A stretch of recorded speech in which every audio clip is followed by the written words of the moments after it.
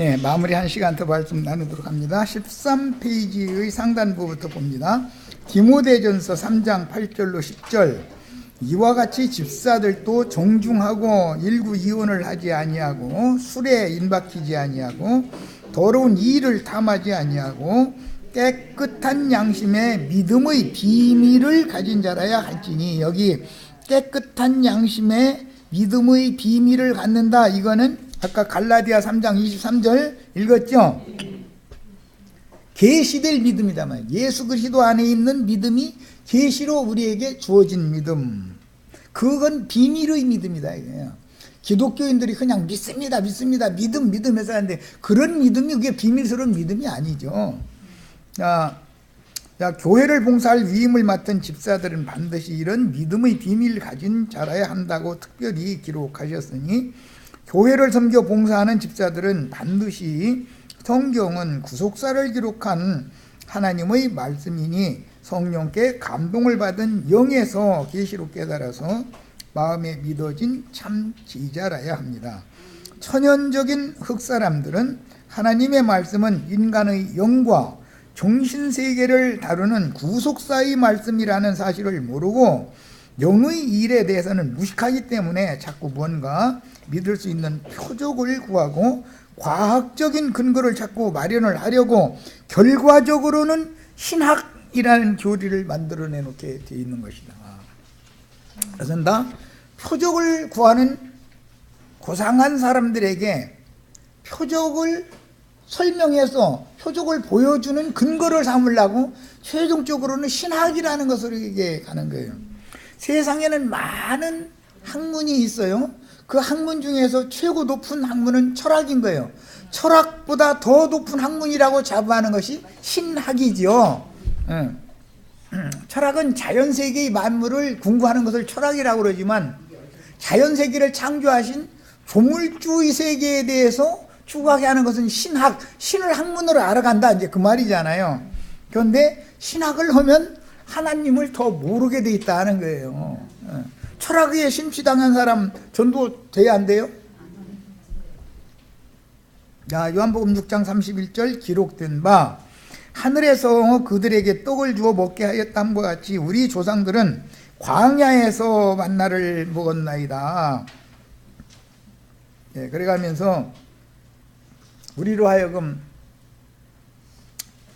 당신이 영생하게 하는 참떡을 주러 왔다니, 우리 조상들한테 광야에서 만나를 주어 먹게 한 것보다 더 큰 일을 지금 하러 왔느냐 이러고 따지기 위해서 표적 보여달라고 요구한 거잖아요. 실제로는 예수님 말씀 믿는다는 뜻으로 그런 말이 아니고. 그런데 이제 출애굽기 16장이나 민수기 11장은 어제 이미 읽었으니까 오늘은 그냥 넘어가도록 합니다. 여기로 갑니다. 15페이지로 갑니다. 모세를 따라서 광야에 나온 백성들은 어제 그저께 다 읽었었죠? 백성들은 매일 새벽에 하늘에서 내려주시는 광야의 만나를 거두어 먹었지만, 가두어라고 하는데 거두었죠. 결국 약속의 땅인 안식에는 들어가지 못하고 광야에서 다 엎드러져 죽었으니, 그 음식은 영혼을 살려서 새 사람의 영적 자아를 강하게 해주는 양식이 아니고 겉사람을 후패시키며 옛사람의 육적 자아를 죽이려는 목적으로 준 양식이었던 것이다. 예. 모세를 통해서 거두어다 먹게 하신 광야의 만나는 광야에서 옛사람, 애굽에서 나올 때 철들어서 나온 모든 사람들을 엎드려서 죽게 만드는 양식이었던 것이지, 영혼을, 속사람을 거듭나게 해서 영생하게 하는 양식이 아니었던 거죠. 그런데 이런 의미를 너무 몰랐다, 그 말은 창세기 시작에서 선악과라고 하는 나무실과를 왜 먼저 줘야 되는지를 모르는 사람들이었다, 그 말이에요. 만나의 뜻이 뭐라고 그랬죠? 이것이 무엇이냐, 선악을 알게 하는 나무 실과를 따먹으라는 말이 무슨 뜻이냐라는 말이란 말이야. 선악과를 그럼 왜 반드시 먼저 먹어야 되나? 혈과 육에 속한 옛사람이 엎드러져 죽지 않으면 위로부터 온 새 사람을 살려서 영생하게 할 수가 없으니까 선악과를 먼저 먹고 죽은 자를 구속해서 생명나무 열매를 나중에 줘서 영생하게 하는 것이 하나님의 말씀의 구조다. 지금 이것을 설명하는 중이에요. 자, 그러니까 광야의 만나를 먹어야 돼, 안 먹어야 돼요? 반드시 먼저 먹어야 되는 거예요. 예배당에 가서 인간 신학으로 만들어놓은 그것을 근거로 하는 목사님들의 가르침을 먼저 받아야 돼요, 안 받아야 돼요? 이 가르침을 안 받고 여기 오면 지금 뭔 소리 하는지 모르기 때문에 안 돼요. 거기에 가서 그거 먹고 다 엎드러져 죽고 나 이제 예수 안 믿어 하고 실망해가지고 이러고 있다가 그래도 예수를 안 믿자니 뭔가 안 되겠다 싶어서 찾아 나섰는데 여기 왔으면 이제는 잘 온 거예요. 이제 잘 온 거예요. 영생하는 양식 여기 와서 먹여야 되니까. 세상에 대하여, 죄에 대하여, 율법 저주에 대하여 죽고 엎드러진 사람이 아니면 생명나무 열매를 또 따먹고서 영생하는 것이 하나님의 뜻이 아니기 때문에 먼저는 죽이는 말씀을 먼저 받아가지고 죽어야 되는 거예요. 죽은 자를 살리러 예수님 오셨죠? 네. 자, 이게 지금 말하고자 하는 의도예요. 16페이지로 갑니다. 요한복음 6장 32절로 갑니다.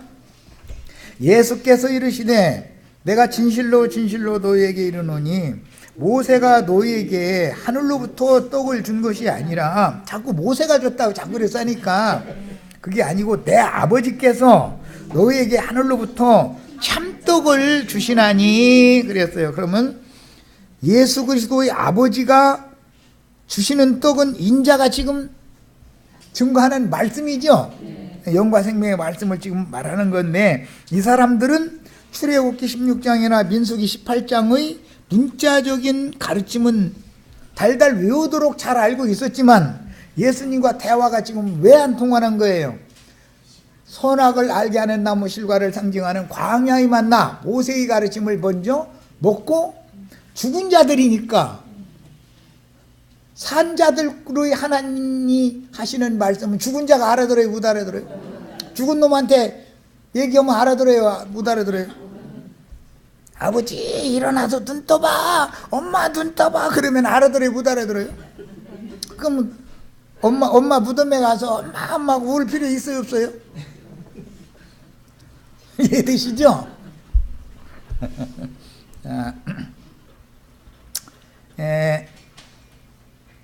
하늘로서 모세를 통해서 거두다 먹게 한 그 광야의 만나라는 것은 창세기에서는 선악을 알게 하는 나무 실과로 상징이 됐죠. 야, 그거를 먹고 그 목적은 뭐죠? 옛사람, 육에 속한 사람을 다 죽이는 데 목적이 있었다. 그가 옛사람이 먼저 죽지 않으면 예수님이 오셔서 짐승을 잡아서 피를 흘려가지고 양의 가죽으로 새 옷을 만들어 입혀주시는 구속을 하실 수가 없죠. 네. 그래서 먼저 정령 죽는 양식을 먼저 먹어야 되는 거예요. 반드시. 네. 죽은 자가 아니면 다시 살릴 수 없어요. 예배당에 다니시면서 아주 질력 나도록 아주 이제 물린다고 그러는데 오늘도 또그 반찬에 또그 밥이야? 이제 이렇게 하면은 목사님이 나중에 뒷발질해서 쫓아내주죠. 처음에는 맨 앞자리 와가지고 할렐루야 아멘 해가면서 막 이러다가 점점 뒷자리로 가잖아요. 그러다가 예배당 큰 기둥 있는 뒤에 그쪽에 앉지 이제 나중에는 그런데 이제 나중에 보면 안 나오지.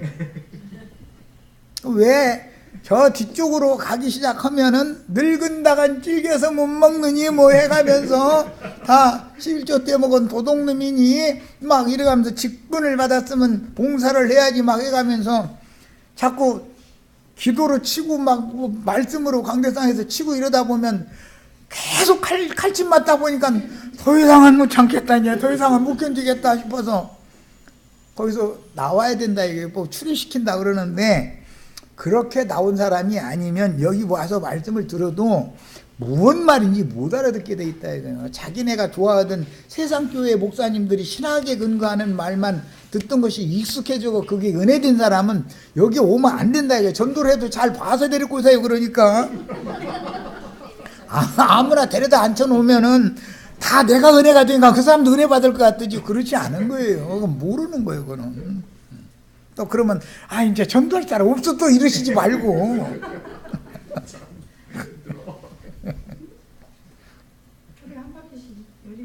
자, 이 사람들은 모세의 글을 문자대로는 훤히 알고 있기 때문에 이렇게 말씀하셨는데, 하늘에서 내리는 떡은 모세가 주는 것이 아니고 하나님이 주는 것이지만 영혼이 살라고 주시는 것이 아니라 옛사람이 죽으라고 준 거였었던 것이다.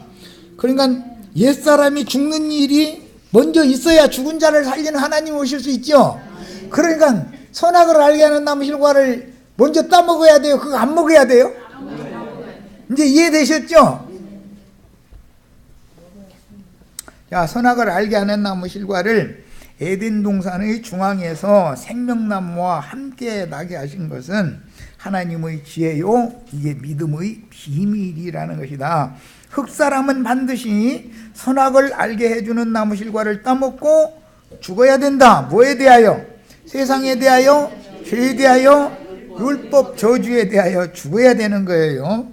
그런데 안 죽으려고 발버둥을 치다가 하면은 영 안 죽으려고 어떻게 해요? 숨통을 조여가지고서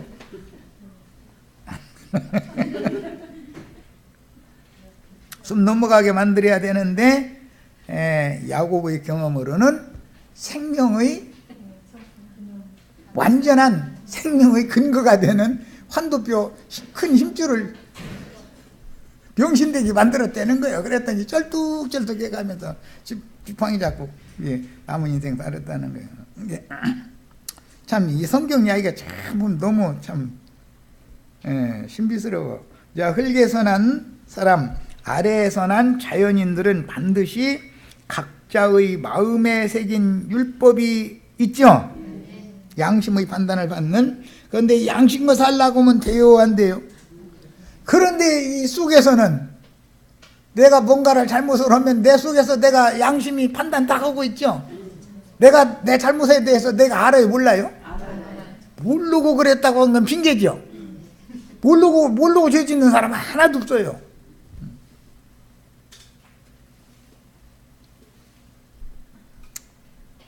양심의 판단을 다 받지만 자기 마음은 원이로되 육신이 약해서 자기가 원치 않는 엉뚱한 짓거리만 하더라는 거예요. 그걸 보면은 뭔 뜻이야? 이제 너 이제 이 정도 되면은 사람이 스스로는 선을 행하고 악을 버리고 의는 행하고 불의는 버리고 하고는 싶은데 그게 안 되지.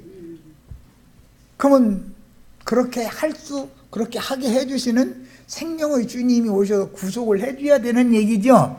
그래서 선악을 아는 지식을 사람 속에 먼저 넣어주는 거예요. 그 사람이 자기 스스로의 힘으로 선은 행하고 의는 행하고 악과 불의는 버리려고 발버둥을 치고 막 별걸 다 하다가 아이고 이제는 더 이상은 나는 이제 노력을 해도 안 되겠다. 나 포기했다. 나라는 이런 인간은 이 세상에서 구제받는 방법이 없겠다 싶을 때 내가 너 구원자야 하고 오시면 영접하죠. 네, 그래서 생명이 나중에 오는 거예요. 원리가 이렇단 말이에요. 자, 양심의 법을 지켜보려고 혹은 토라율법을 지켜보려고 아무리 노력해도 선인 의인으로 하나님의 영광에 나아갈 수 없음을 깨달은 사람이 아니면 이게 죽은 자죠. 자기에 대하여 부인할 줄을 모르면 그 말이야. 나의 힘으로는 안 된다라는 것을 자기 자신의 힘으로 그래도 해보자 하면 된다. 이거는 지가 선한 사람 되겠다라는 거잖아요. 그럼 해봐야 돼 그건. 그걸 하라고 자꾸 부추기는 선생한테 가서 하는 채라도 하면은 좋아하죠. 그런데 나중에 지쳐가지고 더 이상 못하겠다 싶으면 저 뒷자리로 가기 시작하면은 강대상에서 치기 시작하는 거잖아요. 칼 던지고 활 쏘고 막 해야 되잖아요. 그러면 정말 나보고 하는 소리인데 하고 이제 딱딱 이제 칼 맞고 앉았는 거지. 뭐 화살총 맞고 앉았는 거지. 전쟁 나면은 칼도 그냥 칼로 이게 전쟁시키는 게 아니죠. 독을 갖다 묻혀주지요. 독. 대검이라고 저 군대 생활하면 이제 대검이 다 한 자루씩 다 줘요. 총도 주지만 이제 총 맨 앞에다가 이게 그 대검 칼 딱 꽂는 그게 딱 맞게 만들어져 있어. 탁 이 착금을 하게 되면 전쟁이 실전이 벌어지면 그 대검에다가 독을 묻혀준단 말이에요. 이제 그거 상처 어디 나면은 그 독이 몸에 퍼져가지고 전투력을 잃게 만들려고 그러는 거잖아요. 그렇게 하는 거예요. 옛날 전쟁도 전부 그랬어요. 화살촉이면 화살촉에다가 독을 묻혀가지고서 화살 대에다가 꽂아가지고 쏘는 것이지, 그냥 일반 화살 넣으면 아프다가 나서버리면 소용없잖아. 다 어떻게 사람들이 사람 죽이는데 또 독을 묻혀야 되는 것도 어떻게 그렇게 마귀가 그럴싸한 말, 미혹하는 말을 하면은 그 모든 말 속에 뭐가 묻혀 있어요?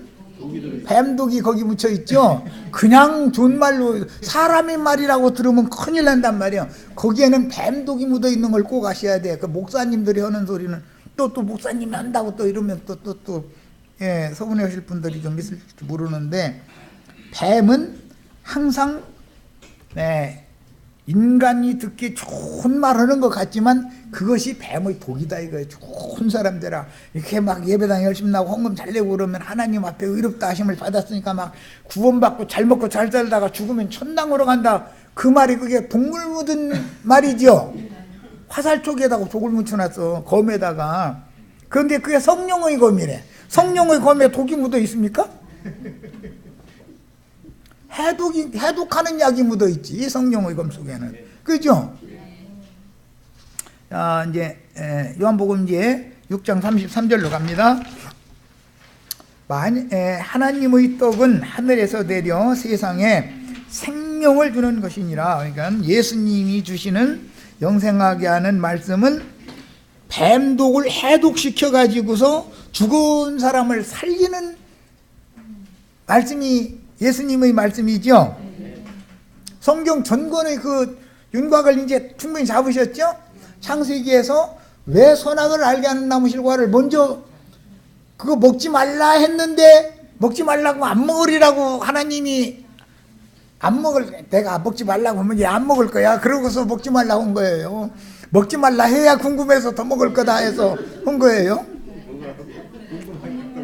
벽장에다가 꿀단지 오고 떡오고 딱 갖다 넣어놓고 나서 팔이 안 닿는 높이에다 넣어놓고 나서 시장에 가면서 너 벽장 열어보지 마 이러고 가면 궁금하죠. 아셨죠?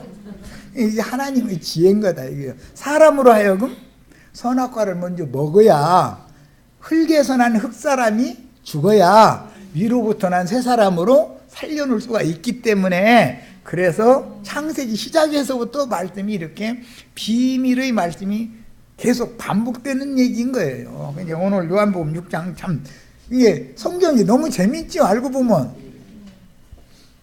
이제 기독교인들은 하나님이 그러면 병 주고 약 줘? 예, 병 주고 약 주시지요. 그냥 산채로 살게 놔두지. 그 신옥주가 이만희가 죽어오는 게 산채로 살라고 하는 거잖아요. 그 하나님은 그건 필요 없다 이거예요. 흙에서 온 놈이 사는 건 필요 없다 이거예요. 흙에서 취한 자는 죽어야 되고, 위로부터 거듭난 자나 위로 데리고 가서 영원한 세계를 상속해 주겠다 그 얘기단 말이에요. 이게 선악과 생명과의 비밀인 거죠. 모세의 만나와 모세의 만나라 그러지만 모세의 만나가 아니라 모세가 지시해서 거둬다 먹은 광야의 만나와 금 항아리 속에 감추인 만나의 비밀이다 이거예요. 예수님이 주시는 말씀과 모세를 통해서 주시는 말씀이 어떻게 다른지를 알아야 된다 이거예요. 이제 직설적으로 표현하면 신부님이나 목사님들이 가르치는 신학 지식과 주님의 영을 받아서 보냄을 받은 일곱 영들, 주의 증인들이 가르치는 영과 생명의 말씀이 무슨 차이가 있는지를 알아야 된다 이런 말이에요. 이런 기초적인 지식도 없이 예배당에 열심히 다니다가 죽으면 자신들은 며칠 요단강 건너가 만나리 그래가면서 가잖아요. 그런데 요단강 건너가서 귀신 때 만나지, 가나안 족속들 만나지, 하나님 못 만나면 어떻게 해요? 요단강 건너갔어. 갔는데 원수들만 만나서 기다리고 있다가 죽이면 어떡하냐고. 요단강 건너가면은 살려주는 예수님 만나러 가는 건데 얼마든지 그럴 수도 있죠. 그래서 며칠에 요단강 건너가 만날이었다면 요단강 건너가 가나안 땅에 들어가면은 그게 천국이에요? 그렇다고. 그러거든 다. 기독교는. 아니 천국에 가면 가나안 7 족속들이 기다리고 있다가 막 전쟁 걸어와요? 천국에 전쟁으로 들어가요? 이렇게 물어보면 그렇다고 하자니 그렇고 아니라고 하자니 그렇고 대답 못하는 거지 뭐.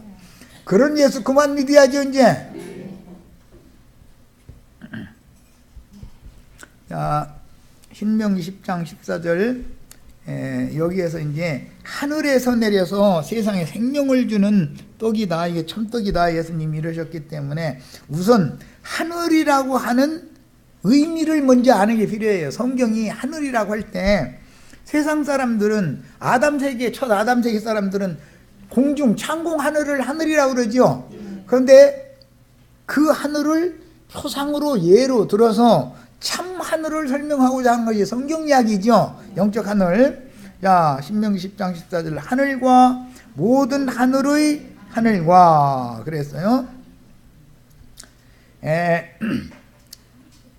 하늘과 할 때 이 단수로 되어 있는 이 하늘은 모든 하늘과는 다르죠. 히브리서 9장에 이 설명이 나오는데 8장, 9장, 10장 이렇게 쭉 이 설명이 나오는데 첫 것은 둘째 것에 대한 모형이다. 이제 설명을 해가면서 처음 하늘과 땅 이것은 성소로 상징이 됐는데 성소의 마당은 처음 땅을 상징한 것이고 성막 안에 들어가면은 하늘이 2층으로 돼 있는데 예수님이 오셔서는 둘째 휘장을 찢어버리고 하늘들이 한 하늘이 되게 만들었죠. 그러면서 이것은 사람의 양심과 마음을 소송시킨 것을 상징한다. 이렇게 설명을 해놨어요. 그래가면서 참 하늘이라는 말이 나와 이제 그 하늘이라 그랬는데 그라고 하는 관사가 붙는 하늘은 예수님의 영을 말하는 것이고, 네.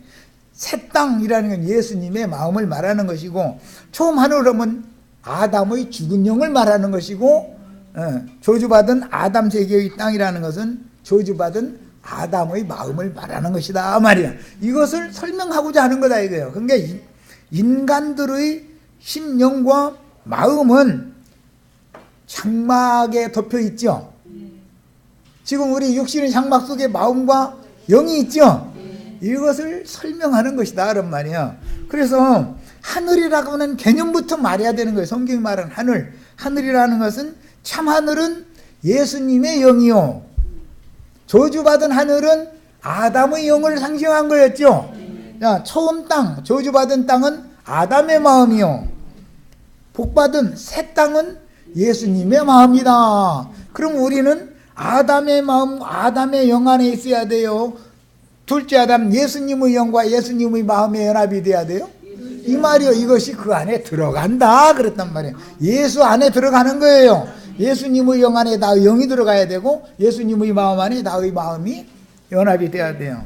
뭐 자매님들은 저 결혼 생활 뭐 오래 하시고 자녀도 낳으시고 다 하실 거예요. 여인의 태는 2층으로 돼 있죠. 네. 육신에 속한 일이기 때문에 하체로 상징이 표상으로 그렇게 한 것이지만 실제는 하늘이 두 칸으로 이렇게 돼 있는데 그 두 칸이 하나가 되는 얘기다 이게. 마음에다가 말씀 씨를 심으면 씨가 흘러 들어가 가지고 기름과 함께 씨가 심어지니까 기름을 통해서 씨가 흘러 들어가 가지고 저 안쪽에 내면에 씨가 심어져 가지고 거기서 잉태되죠. 이런 것처럼 구조가 이렇게 돼요. 몸속에 마음이 있고 마음속에 영이 있다 이런 말이에요. 그래서 마음으로 복음을 믿지만 복음 말씀을 마음으로 받아들였다 그 말이에요. 그 복음의 씨가 성령을 통해서 계시를 통해서 그가 씨가 심어졌기 때문에 어디로 흘러들어가요? 영으로 흘러들어가서 실제로 사람이 생명이 거듭나는 것은 영이잖아요. 예, 이런 것을 육신의 세계를 표상으로 보여준다 이거예요. 그런데 뻔히 그런 진리가 내 곁에 있고 나와 함께 있는데도 못 깨달으면 없는 거지 뭐. 백날 얘기하면 형제님 이상 왜 말씀 전해야 되는데 말이에요. 여자 인체 얘기나 했었고 아이 참 듣기가 단체 이러시면 나도 곤란하고 서로가 곤란한 거지 뭐. 표상을 가지고 영의 세계 실상을 설명을 한다 그런 말이야. 그러니까 모형을 알아야 실상을 알지. 하나님이 지혜가 없어서 땅에다가 가라지라고 하는 가라지 씨를 만들어 놓고 가라지가 나게 만들겠어요? 그것을 해놔야 거짓 복음이라고 하는 것이 뭐고 진리의 말씀 예수 그리스도 입으로 나오는 복음이라는 것이 뭔가를 하나님의 씨와 마귀의 씨가 어떻게 다른가를 구분을 시켜줘야 되니까 곡식 씨와 가라지 씨를 같이 만들어 놓은 거지. 그 나중에 이 복음을 전하시려고 창조자가 필요하지도 않은데 뭘라고 가라지 씨를 만들어 놓겠어. 기독교인들은 하나님이 말이야 왜 그 선악과를 만들어 놓고 그럼 뱀은 왜 지어놨어 괜히 이러고 나오면 사람 답답하죠. 그 설명이 돼요 그게? 하나님의 지혜로 그렇게 한 거죠. 하나님이 자기만큼 생각이 없을까? 설마하니. 이제 그러다 보니까 이해가 안 되면 하나님이 그럼 당신이 하는 말대로 하자면 마귀도 지어놓고 예수님도 지어놨으면 마귀는 몰라고 지어놨어. 쌀다리 없이 그놈하고 지어놓고 사람 고생시키고 병 주고 약 줘? 뭐 이렇게 월비트는 병 주고 약 주는 거죠. 마귀가 없으면 하나님의 구속사가 이루어져요 안 이루어져요? 검은 옷 입은 애가 없으면 불신자들이나 복음을 대적하는 자들 영원히 힘판할 수 있어요 없어요? 검은 옷 입은 애 전문적으로 불다스리네 게 시켜가지고 네 나라는 불나라니까 거기 계속 너는 부채질이 아니지 뭐 그냥 풍로 바람 불어 넣어주고 거기 뜨겁게 불 일으켜 영원토록 이렇게 해서 그 속에 들어가야 좋아하는 사람들 좀 다스려. 그러려고 그렇게 지어놓은 거지요. 걔 없으면 하나님 일이 안 이루어져요. 걔가 우리가 육신이 살아있는 동안에 걔가 율법 말씀 가지고서 권세 주장을 하지만 육신의 그런 불시험을 이 생에 살아있는 동안에 많이 통과하게 하는 것은 겉사람의 자아를 불태워버리고 그 대신 속사람에게는 빛이 비춰져서 깨닫게 하느라고 양면의 일을 할 때 걔가 꼭 필요하잖아요. 그리고 걔는 또 이 매지르는 데는 또 도 같았어. 어떻게 때려야 상처도 안 나고 얘가 아픈지 이런 것까지도 너무 잘 알아줘. 나 그거 참 신기한 일이야. 그런데 겉에 마주보고는 믿겠다 할 필요는 있어요 없어요? 맞지 말고 믿으시길 바래요. 표적 보고 믿겠다고는 절대 그렇게 하시지 마세요. 표적 보지 않고 좋은 말 할 때 그냥 믿으시면 그럼 얼마나 좋아. 그래서 나 이제 복음 전하면서 내가 몸소 경험해봐서 망해도 신랑 지지 말고 망해라. 어차피 손 들어야 끝나는 일인데 신랑 지지 말고 흔들어라. 그래도 구태여 끝까지 가보겠다 이거야 나는. 그래서 자기 형제 삼촌 사촌 빚 다 떼고 나서는 그래도 안 되면 나중엔 마누라 친정으로 쏙 보내가지고 장인장 먹고만 뺏어왔으면 됐는데 처남껏 처남의 조카들 삼촌들 것까지 다 갖다 가서는 하고 나서 나중에 손 들으면 그 죽여 살려 이거. 아이고 나 정말 사람 주고 돈 뽑을 때가 있으면은 돈 귀한 줄 알아요 몰라요? 이번 한 번만 여기다 넣으면은 이번에는 뻥튀기해서 나온다는 거예요.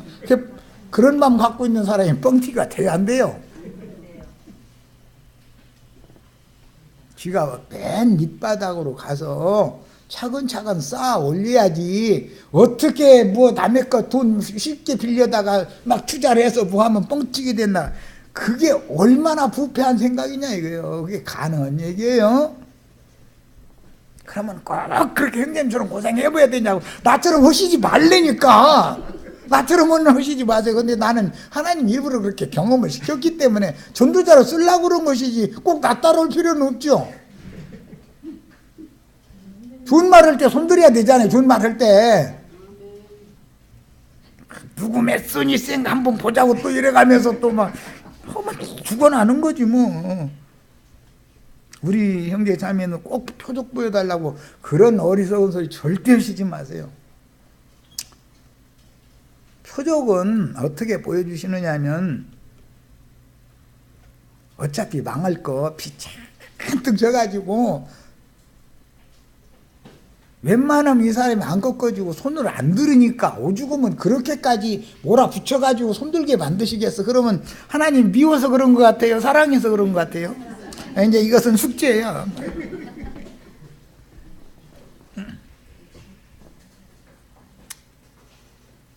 되도록이면 말씀만 하옵소서 그래야 우리가 믿겠나이다. 이런 믿음이 좋은 믿음이에요.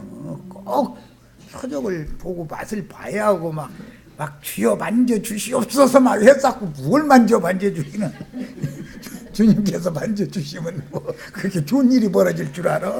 천만의 말씀이요. 에이, 참.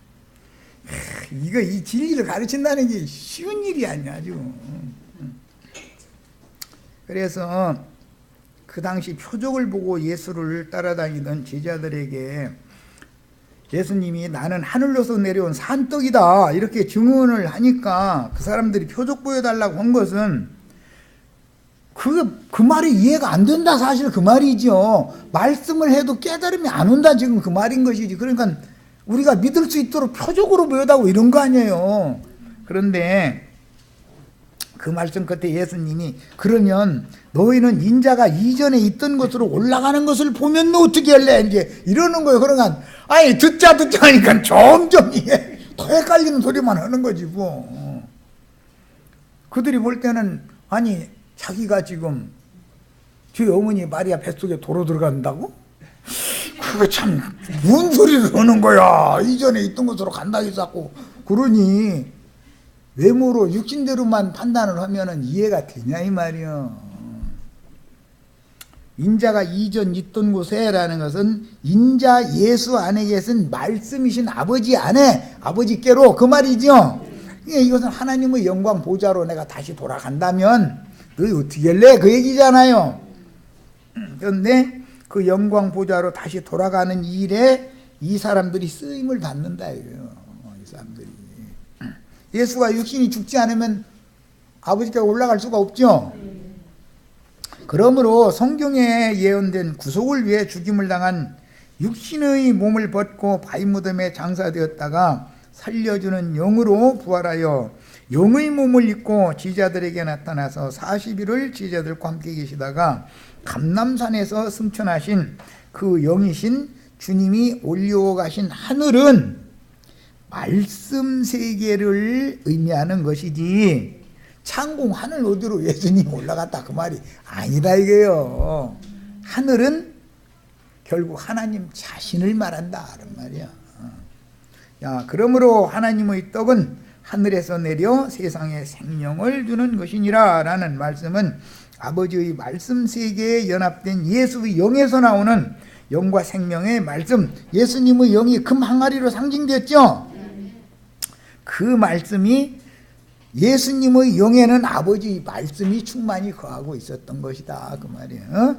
자, 영과 생명의 말씀이 곧 하늘에서 내려 세상에 생명을 주는 참 떡이었던 것입니다.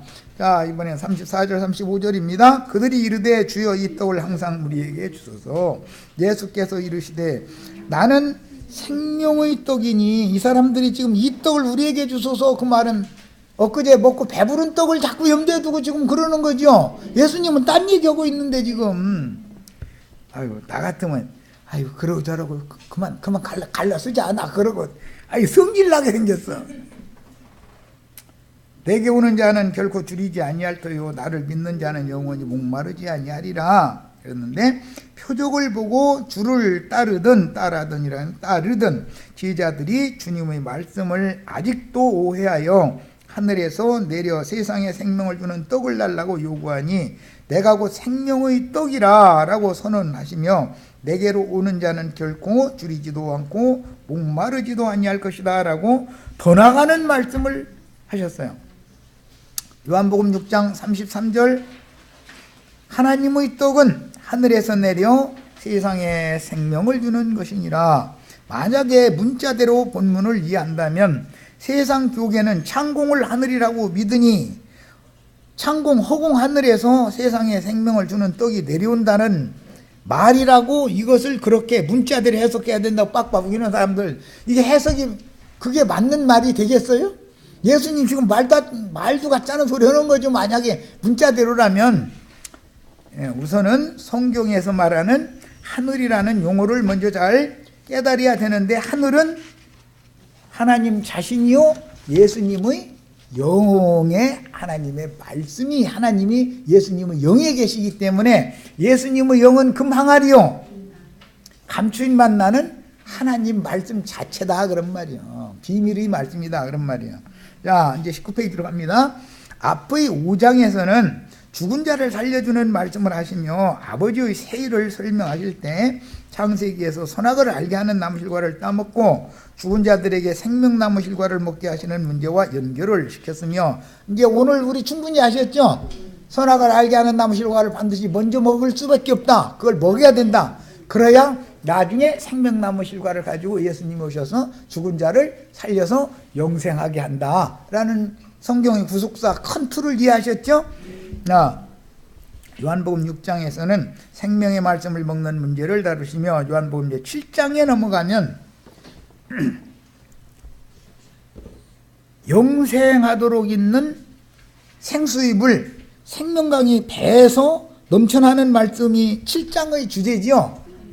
6장은 영생하는 떡이 주제고, 창세기에서 생명나무 실과를 먹도록 생명나무 길을 열고 문을 열어주는 메시아의 세일과, 구약성경은 생명나무 길이 막혀 있었죠. 그런데 그 길을 예수님이 열러 온 거잖아요. 세일과 에덴 동산 중앙에서 발원하여 동산을 적시고 땅의 사방으로 흘러가던 생명수의 원천에서, 동산 중앙에서 이게 발원돼서 흘러나오죠. 이 말은 뭔 뜻이에요? 예수님의 영에서부터 생수는 흘러나오는 거다. 지금 그 말이에요. 그런데 성전에서는 성소의 중앙 하나님의 보좌에서부터 생수의 물이 흘러나와서 성소의 동편으로 흘러나가가지고 땅의 사방을 적시고 흘러가죠. 그런데 그 생수가 흘러가는 모든 땅은 살아나죠. 오늘 우리 형제 자매님들의 마음에도 주의 영에서부터 나오는 생명수가 흘러들어가서 다 죽은 땅, 저주받은 마음이 소성을 다 받으셔야 되겠어요. 말하자면 요한복음 6장에서는 떡을 먹는 것을 말하는 것이지만 이것도 예수 입으로 나오는 하나님의 가르침을 받아들여서 믿으라는 뜻이고, 표적을 구태여 보고 믿으려고 하지 말아라. 아까 내가 말씀드렸어요. 하나님의 손맛이 어떤지 꼭, 나 하나님 손맛 좀 볼 거요. 나 표적을 꼭 보야 믿어. 이러면은, 그럼 손맛 보세요. 그게 뭐냐면 손맛 보셔야지 어쩌겠어. 근데 손 찍어 마시기 전에 말씀, 좋은 말 할 때 얼른 손 들고 믿으면 좋죠. 그래서 가만히 얘기 들어보니까 우리 고자매님은 참 복 받으셨어.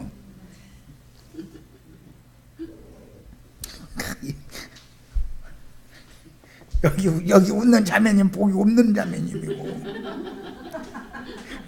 맛 좀 봤지. 그러니까 하나님의 손맛 보는 것이 그렇게 좋습니까? 그 앞에 맛을 좀 보야 되겠다고. 그럼 맛 보여주셔야지 어쩌겠어. 그럼 검은해 보고, 야, 쟤 손맛 좀 보고 싶단다 해가서 좀 맛 좀 보여주고 와라 그러면은 어떻게 하려고. 그냥 표적 구하시면 돼요, 안 돼요? 절대 표적 구하시면 안 돼요. 그냥 말씀만 하옵소서. 그럼 우리가 믿겠나이다 이러셔야 돼요. 이게 표적 보여달라는 걸 요구하는 사람들은 겁 없어서 그러는 거예요. 하나님을 못 만났기 때문에, 하나님의 손이 어떠한 분인지를 손맛을 못 봐서 자꾸 주여 만져주시옵소서 해서 하는데, 주님이 만졌다면 큰일 나. 그러나 내가 너희에게 이르기를 너희는 여기 이제 복만 받은 분, 손 좀 본 분이 이제 둘이 쳐다보네. 기왕이면 복 받는 예수 믿어야지 꼭 손맛 보실 필요는 없어요. 그리고 망해도 어차피 손 들 것 같으면 빚지기 전에 손 들면 회복이 빠르잖아요. 빚이 없으면 금방 쌓으면 되는데, 빚이 잔뜩 있으면 빚부터 갚아야 되는 거 아니야. 그러면 회복하기가 어렵잖아요. 그래서 망해도 어느 선까지 가려면 손 들어라. 미리 손 들으면 더 좋고, 제일 좋은 건. 그러니까 내가 하는 말은 잘 새겨 들어야 돼. 이 목사님들이 하는 말만 듣다가 나한테 오면 저 사람은 뭔 소리라가 손맛 보는다 해서 뭐 좋대요. 사업을 해도 망해도 비실랑 치기 전에 손 들으라 해서 왜 저러나 모르겠다 이러시면 나도 답답하고 서로가 답답한 거지 뭐. 자, 6장 36절. 그러나 내가 너희에게 이르기를 너희는 나를 보고도 믿지 아니하는도다. 이게 나를 보고도라는 말은 육신으로 봤다 그 말이 아니고, 내가 표적을 여태까지 많이 보여줬고 나는 말씀을 너희한테 전해줬고, 그 다음에 표적도 말만 하니까 안 믿으니까 표적도 많이 보여줬지 않냐. 그거 다 보고도 왜 안 믿냐 지금 그 말이에요. 예수님 얼굴 쳐다보고 안 믿었다 그 말이 아니에요. 본문에서 너희는 말씀이 육신이 될 자기 땅 자기 백성들에게 오신 인자 예수께서 행하시는 메시아의 표적을 직접 목격하고도 믿지 아니한다 하는 지적인데, 훗날 이방인들은 예수를 보지 못했지만 표적을 구하는 건 유대인의 믿음이죠.